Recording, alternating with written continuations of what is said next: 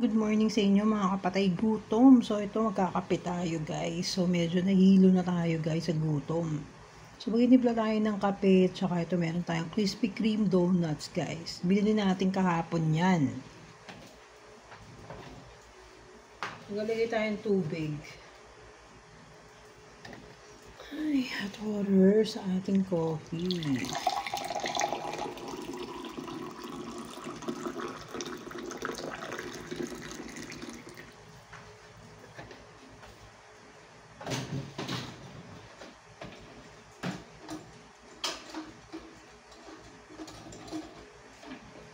Kaya nga guys, gutom na naman tayo guys. Sobrang gutom na naman natin. Patimpla tayo ng ating kape. So wish ko lang may kape pa. So ubos na po ang kape. Hindi bira. Wala na tayong kape. Ayun, doon pala sa kabila. Nandun sa kabila ang ating coffee guys.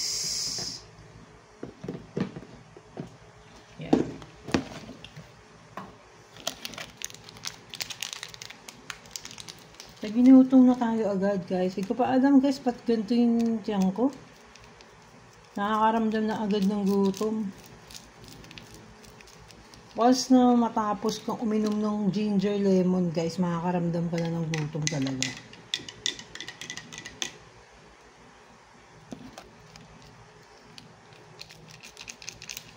So yan ang ating coffee.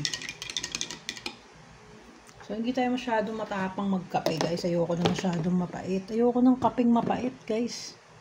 Hindi ko gusto magkape ng mapait. So, yun. Lagyan lang natin ng konting sugar kasi nga, masagwa yung lasa ng kape, guys, pag walang sugar. Napakasagwa yung lasa niya.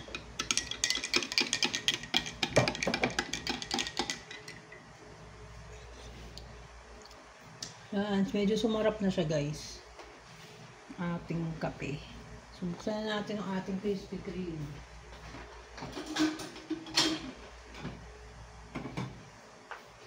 So, ayan na nga. Buksan na natin ang ating Krispy Kreme. Tayo mag-donut muna pang samantala guys. It's original since 1937 pa pala tong Krispy Kreme guys. So, ayan yung Krispy Kreme na ating donuts na napakasarap guys. So terno dito sa ating pangmalakasan na kape, 'di ba guys? So ano kaya masarap? Ito masarap to guys, no, kasi para siyang cake guys ito. Itong donuts na to, para siyang cake guys, ang sarap niya, hindi siya ganoon katamis. Ano?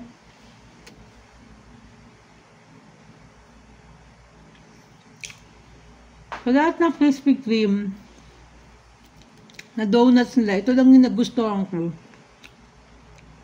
Kasi donuts na, para siyang cake talaga guys. Glazed cake ata tawag dito.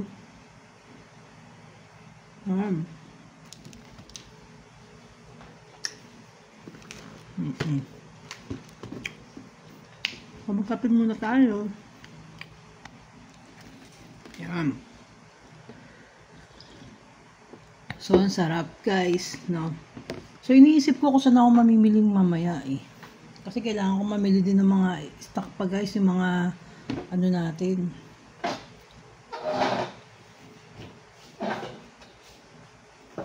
Ang iba pa natin mga kailangan, guys.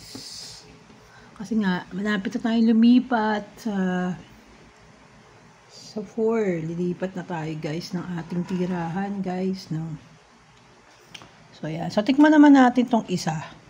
Itong dark chocolate, guys, ng Krispy Kreme. Dark chocolate.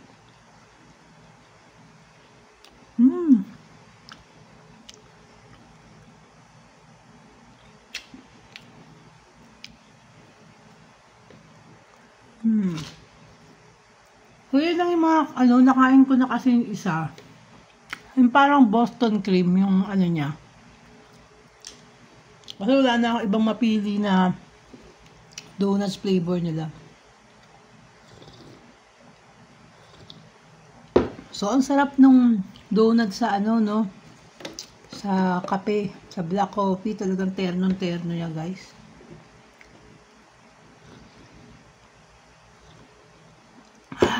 Yun. So, yun na, himasmasan na yung tiyang ko. Ang gutom ko. Wow.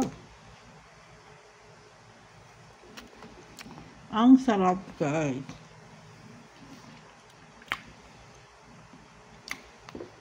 So yung kahapon, guys, bumili ako ng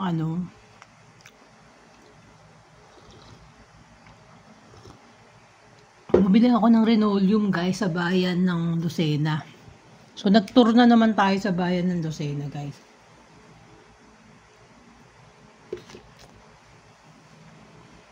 Bumili ako ng Renoleum 10, siya, yung sukat niya is 10 yards. Sukat niya, sana kumasya, guys.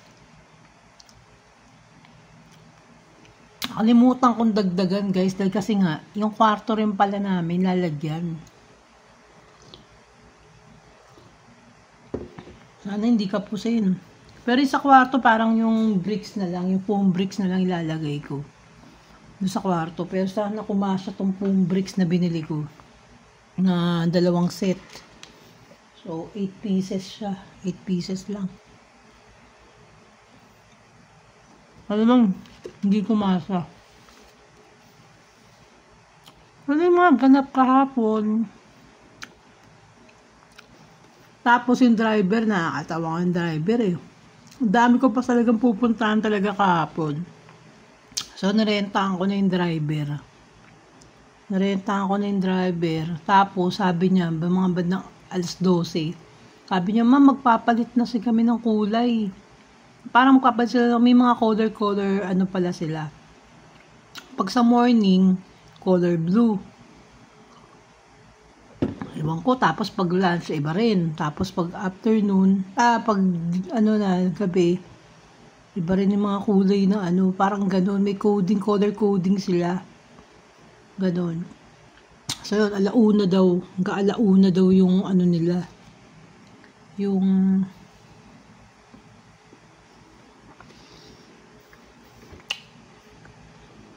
kailangan niya na makabalik na alauna. Ganon. Kaya yun, nagmamadali kami. Bisa nakadaan na ako sa Pure Gold. Kahapon. Madali kami. SM tuloy na puntahan ko. Bumili ako ng pagkain.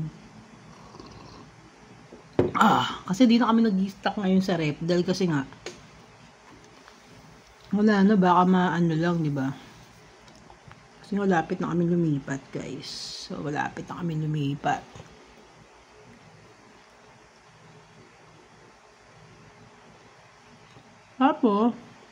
Tapos si Foreman, bibili na sana siya ng tiles. Napakita niya sa akin yung tiles. Kaya lang yung mga pinapakita, isa lang yung pinakita niya sa akin, parang wood type na tiles na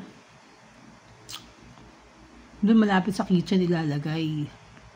Tapos, yung gusto kong bricks na tiles, wala doon sa pinuntahan niya. Sabi ko, sa online ka bumili. Kaya ko total nakaka-order siya sa Lazada. Sa Lazada na siya mag-order. Diba? Kaya naman hindi masunod yung tiles na gusto ko. Forever na nakalagay yung tiles yun doon. Diba? Pipili ako ng pangit na tiles, hindi maganda, na hindi ko suwak sa palasa ko. Sayang lang, diba? Ayun, tapos na-order na rin doon yung iba. Yung iba na-order na doon niya.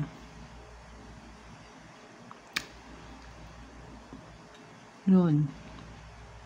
I-deliver na lang nga daw. Tapos ng pinto, sa Antipolo siya bibili ng pintuan dahil kasi nga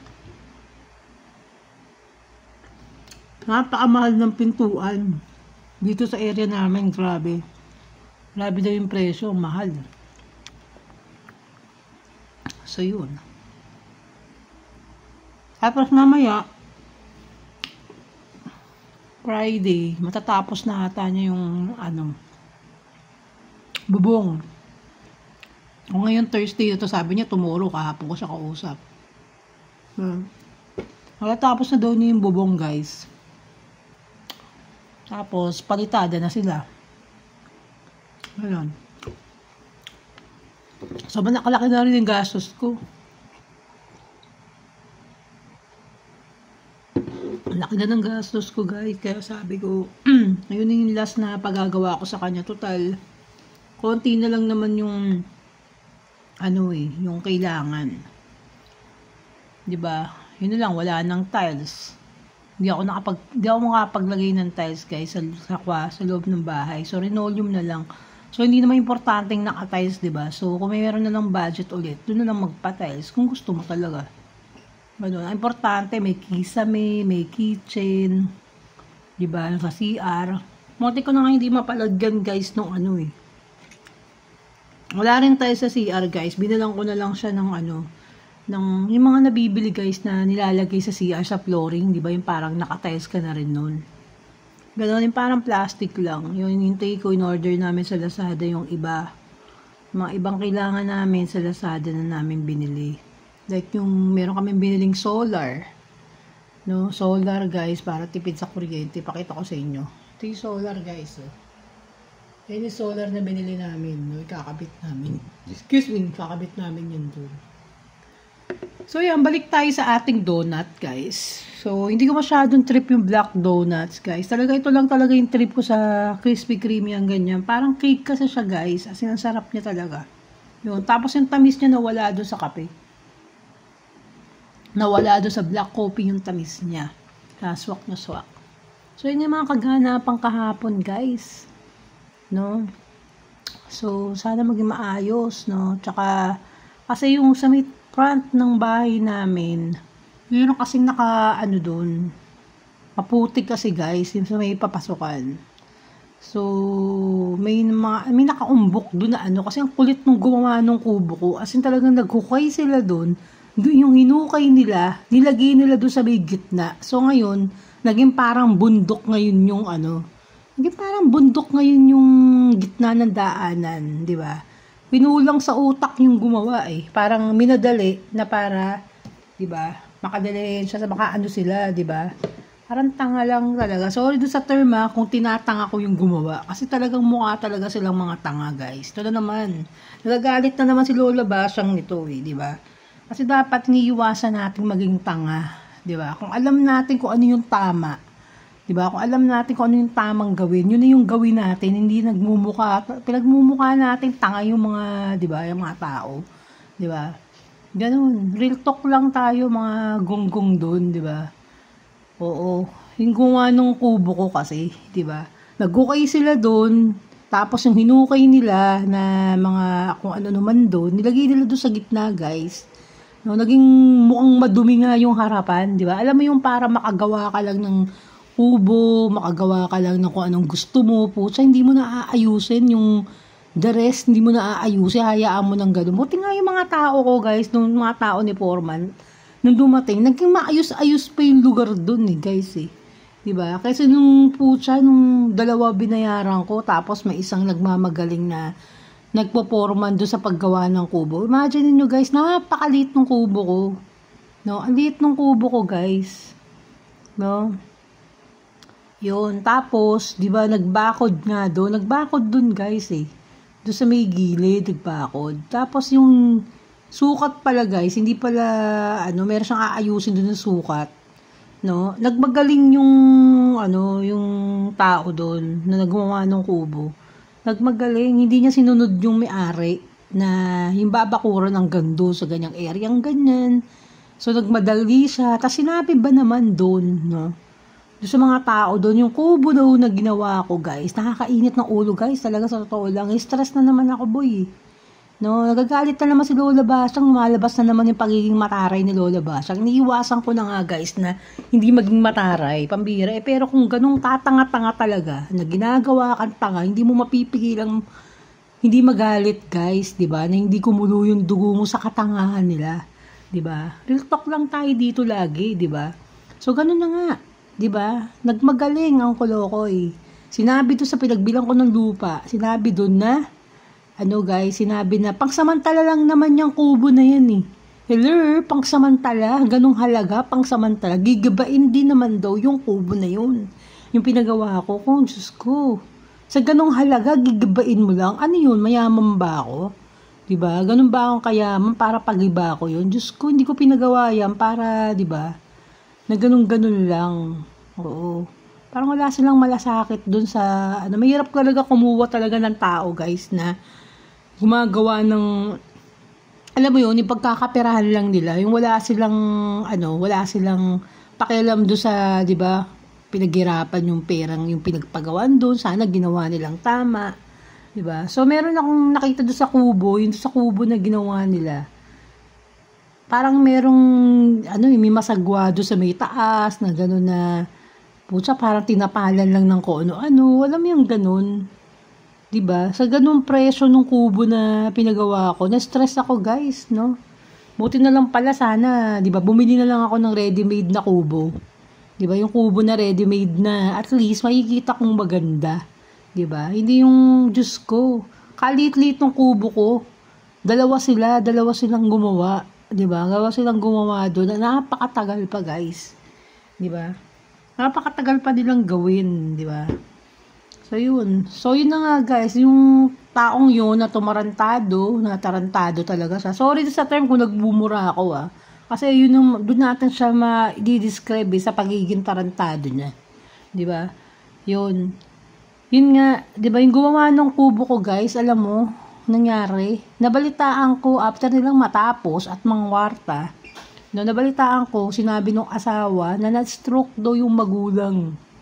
Yung magulang, di ba? So, hindi natin pinapaano dito, guys, na, hindi natin pinapaano dito na gusto nating makarma sila doon sa ginawa nila. Pero talagang ganun, guys, eh. Di ba? Talagang ganun, no? Pag once na may ginawa kang masama sa kapwa mo, automatic na yan, guys. Matic na yan. Digital na talaga ang karma ngayon, guys. Kaya, dapat hindi tayo gumagawa mapanglamang sa kapwa natin. Tigilan natin yung panlamang sa kapwa, yung pagnanakaw sa kapwa, lahat ng katarantaduhan sa kapwa. Alisin nyo na sa buhay nyo yung kung gusto nyo umasenso sa buhay nyo, gusto nyo lumapit lahat ng mga pagpapala ng Diyos sa inyo. Gumawa kayo ng tama. Diba? Gawin nyo lahat ng tama. Diba?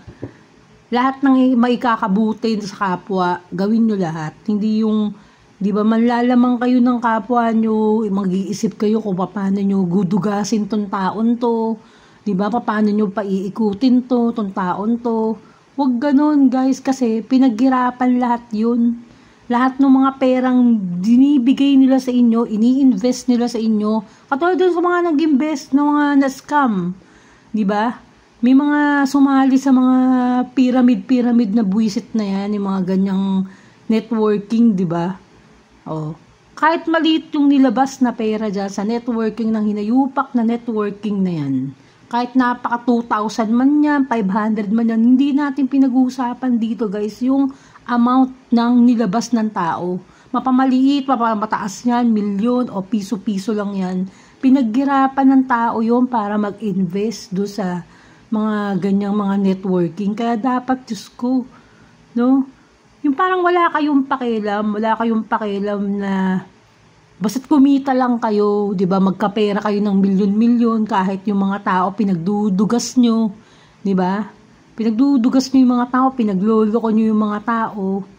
Sko, no, maawa kayo doon sa mga tao na yun dahil kasi yung pera na yan, ginagawan lang nila ng paraan para makasali sa inyo. 'Di ba? Kaya binrainwash nyo na nga yung utak nila eh. Inanon nyo na nga yung utak nila eh. Diba? Pinagluloko nyo na nga sila. Dahil nga sasabihin nyo na napakahusay ng product nyo. Diba po? So talagang yayaman ka bigla dito. Magkakaroon ka ng kotse. Magkakaroon ka instant bahay at lupa na hindi ka napapagod. Diba? Kaya ako lesson learned talaga. Nung nag-invest ako doon sa isang na as in talagang guys, no, pinangutang ko pa yun. Yung perang yun na pinang-invest ko sa hinayupak na ewan ko na yun.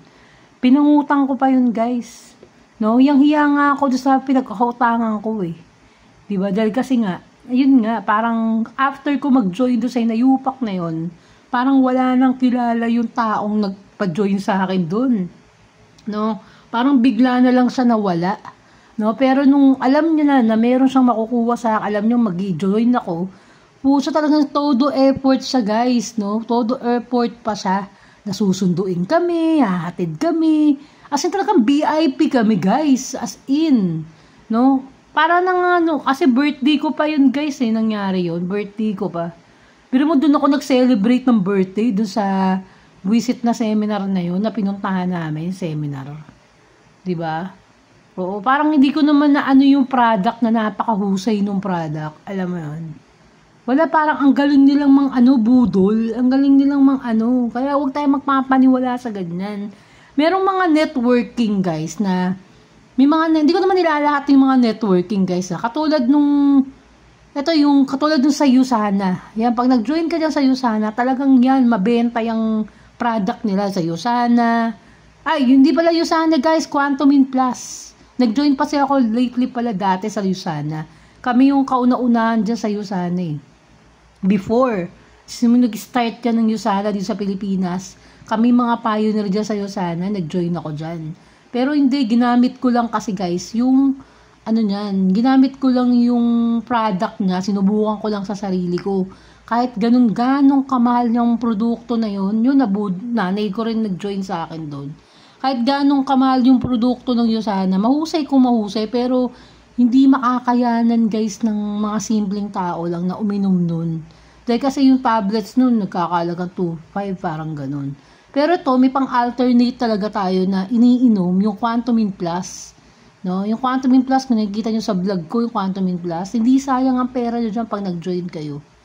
No? Ako, member ako nun, nag-join ako, worth 8,000 yung ginoin ko. Para lang magkaroon lang ako ng ID guys, nag-join ako doon tsaka yung product, parang ganun. Pero hindi ko kinarir yung pagbebenta. No, sinubukan ko lang talaga yung product. Oo, yan yung Quantumin Plus, okay yan. 'Di ba? Tapos meron pa yung Ion Spec. Yung ginagamit kong salamin yan, okay yan guys. Okay yung Ion Spec guys kasi magaling sa mata talaga yung Ion Spec. Talagang believe ako dyan kasi hindi ko i-introduce yung mga product na yan na nilalagay ko dito sa YouTube ko kung hindi ko subok guys, kasi bago ako ng product, yung sinusubukan ko talagang totoo, no? Kaya lang itong ginoin ko noon, yung nag-join ako ng 30,000, hindi lang 30 lang, 30. Oo, nag-join ako ng 30,000 doon sa sinasabi kong isang networking na yun. Bagong-bagong networking pa nga daw yun eh, di ba? As in kami daw mga pioneer doon, daming pangako sa buhay guys, no? Pero after ko mag-join, hindi na kami kinausap guys, parang iniwasan na kami. Alam mo yun, sobrang busy-busyan na siya. After ko mag-join, no? Oo. Pero pinatawad ko na yun, yung taong gumawa sa amin noon, pinatawad ko na. Dahil kasi, doon ako, ginising naman ako ng Diyos doon, di ba? Na wag na akong mag-join sa mga ganon, na wag kong paniwalaan yung mga taong ganon, di ba? Nilayo na kami noon sa ganon. So, syempre, learn lesson na lang din, di ba? Para sa atin yung mga nangyari na yon. So, after naman nun, guys, no, after namang maloko ko doon, hindi naman siguro maloko, parang ganun na rin yun, kasi hindi na niya na kami kinakausap, ilang years na. Di ba? Hindi niya kami tinatawagan, o ano na ba nangyari sa inyo, ba't nawala kayo sa ganung ganun, di ba? Wala.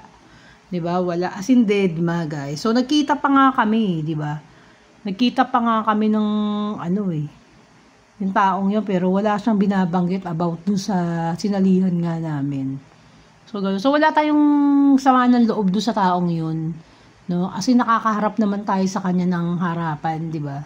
Ganun. Pero yun, matuto tayo guys na gamitin natin sa tama yung pera natin. Hindi yung join tayo ng join. Di ba? Join tayo ng join na hindi naman pala natin alam kung ano yung pinapasok natin, di ba? Sayang eh.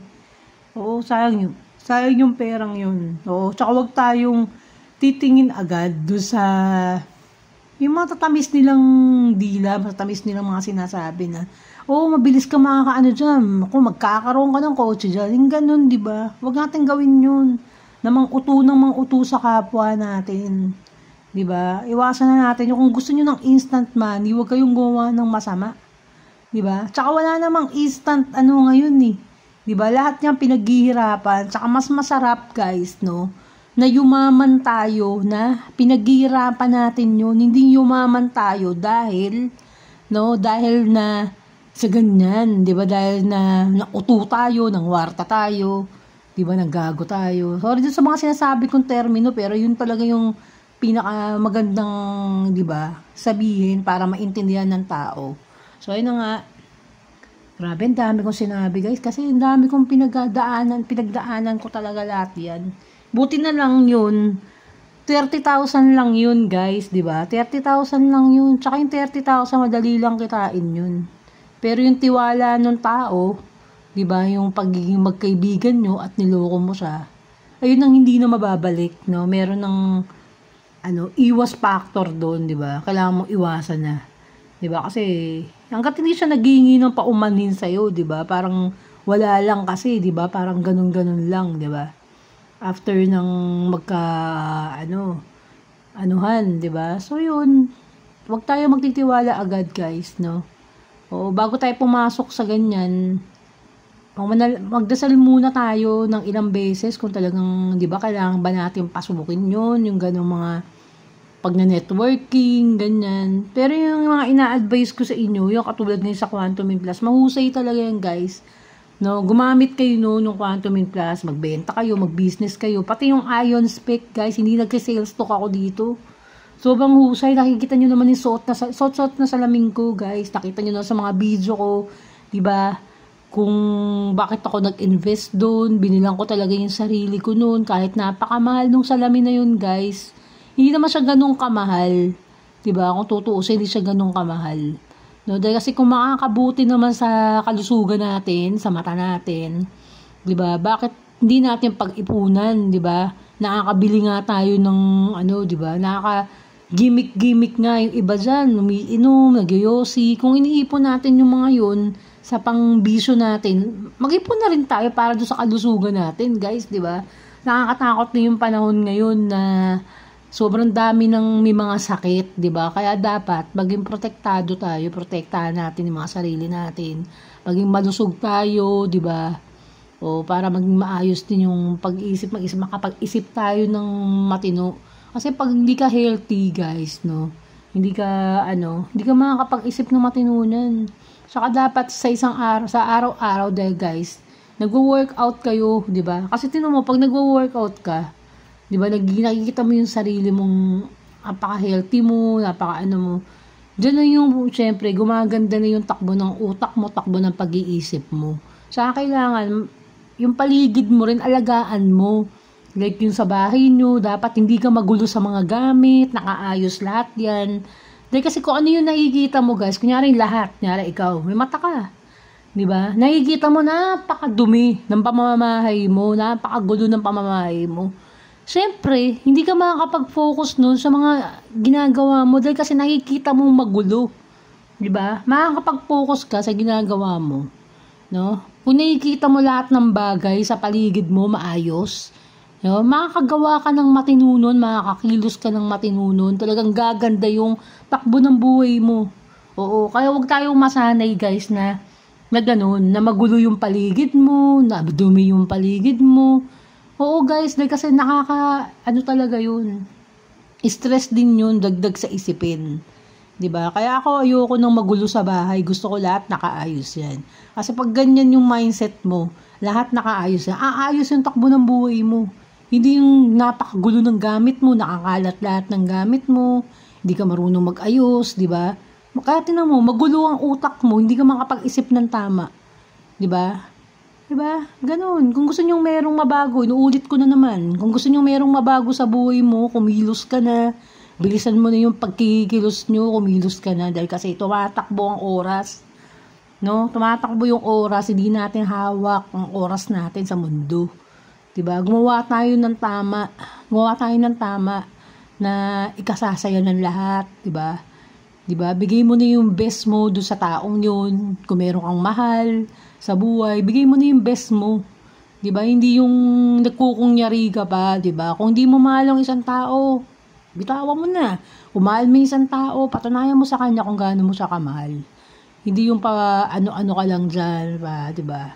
Na wala kang ginagawa sa buhay mo. 'Di ba? Yun lang yung mga advice na mabibigay ko sa inyo, guys, na pag-isip-isipan nyo, guys, no? So hindi naman natin sinasabi dito na perpekto tayong tao, 'di ba? Nagbibigay lang tayo ng advice, no, para maging okay yung mga pakiramdam nyo, 'di ba? Na maging okay tayo pare-parehas dito, 'di ba? Ganoon.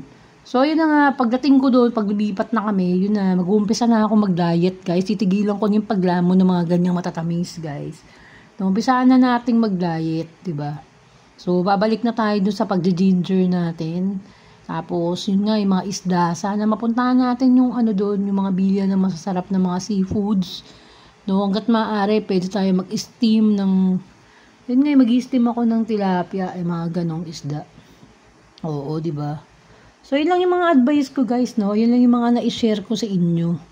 Mga experience, guys, natin, no? Nung mga nakalipas na taon. Yung sinasabi ko sa inyo na na-scam ako noon, scam ba tawag doon? Basta yun na yun. 2 years yun, no, 2 years after, yun. 2 years yun nangyari, 2 years na ngayon, ganun. So, tatawa na lang ako doon sa mga ganong tao. So, ipagdasal na lang din natin sila. Diba, na sana tigilan na nila yung mga ginagawa nilang ganun. O, hindi naman natin sinasabi na masamang tao sila, guys. No, hindi naman natin sinasabi, pero naisa-share lang naman natin. 'Di ba? Pero pinatawad ko na yung taong 'yun, 'di ba? Kahit gano'n nalimasan tayo ng 30,000 na utang pa tayo ng 30,000, guys. 'Di ba? Pero okay lang 'yun kasi pera lang naman 'yun. So binalik naman ng Diyos sa atin ng triple, guys, yung naloko tayo, 'di ba? Binalik naman sa atin ng Diyos 'yun na binigyan tayo ng marami pang blessing doon, hindi lang 'yun. 'Di ba? Mas maraming blessing pa tayong makukuha. Hangga't hindi tayo nanduloko ng kapwa natin, wala tayong tinatapakan. Hindi tayo nanduloko, lahat ginagawa natin, lahat malilinis yung mga ginagawa natin. Asahan nyo yung mga blessing, papasok at papasok sa inyo yan. Hindi mawawala ang mga blessing sa inyo. So, yan lang yung advice natin, guys. So, ito lang. Ito nagtatapos ng aking pag-share ni Lola Basang. Ito na naman si Lola Basang. Nagtaray na naman. Babira. Nakakain lang ng donut. Nagtaray na naman si Lola Basang. Nakinom lang ng kape. Pambira. So, kapasalamat lang ako sa mga subscriber ni Amore Vlogs, guys. No, maraming salamat sa inyo. Sa mga hindi pa nagsasubscribe sa akin channel, mag-subscribe na kayo at para ma-notify kayo, guys, sa mga bago kong video, pambihira, no, guys. So, ayan. So, hindi tayo makapag-live ngayon dahil kasi nga, mahinang wifi natin dito, guys. So, puputol lang, ang pangit lang, malabo. So, ito na lang, guys. Gumawa na lang ako ng vlog para sa inyo, guys. Maraming salamat sa mga subscriber. Babu!